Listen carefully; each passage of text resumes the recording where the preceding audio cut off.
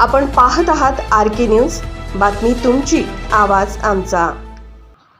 जागतिक बँकेकडून कोल्हापूर सांगली जिल्ह्यातील पूर आपत्ती नियंत्रणासाठी 2240 कोटींचे अर्थसहाय्य घेणार पालकमंत्री। 3200 कोटींच्या प्रकल्पात राज्य शासन 960 कोटी देणार।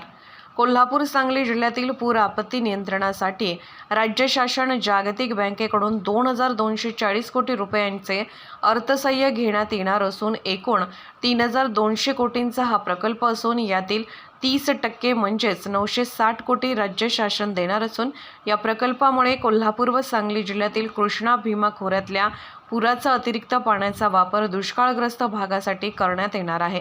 तर यासोबत पुराचा अंदाज वर्तवण्यासाठी GIS भौगोलिक माहिती प्रणाली सिस्टीम बसवण्यात येणार आहे।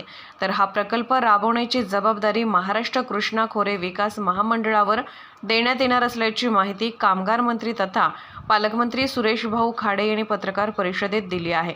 तर जिल्ह्यात 7 धडक उपसा सिंचन योजनांचा समावेश उपमुख्यमंत्री देवेंद्र फडणवीस, प्रधान सचिव दीपक कपूर यांनी म्हैसाळ उपसा सिंचन योजनेत केला आहे। तर पोलीस पाटील मानधन 15,000 रुपयापर्यंत करण्यात आले।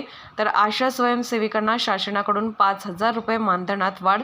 तर दुष्काळ सदृश स्थिती पाहता 11.5 TMC पाणी हे विद्युत निर्मितीसाठी न वापरता जिल्ह्यातील पूर्वेकडील क्षेत्रासाठी सिंचन व पिण्यासाठी उपलब्ध करण्याची मागणी केली असल्याचे सांगत जिल्हा नियोजनमधून दंडोबा डोंगर विकासासाठी 7,59,00,000 मंजूर, त्यातील 4,70,00,000 रुपयांच्या कामास तांत्रिक मान्यता मुख्य वनसंरक्षक यांच्याकडून मिळाली आहे।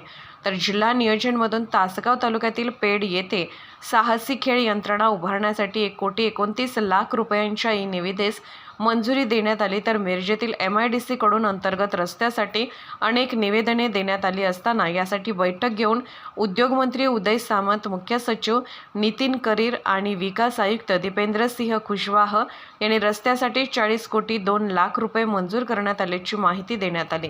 तर मिरज तालुक्यातील खटाव येथील सोमेश्वर मंदिर विकासासाठी 2 कोटी रुपये सुद्धा शासनाकडून मंजूर करून आणल्याबाबत पालकमंत्री सुरेश भाऊ खाडे यांनी माहिती दिली।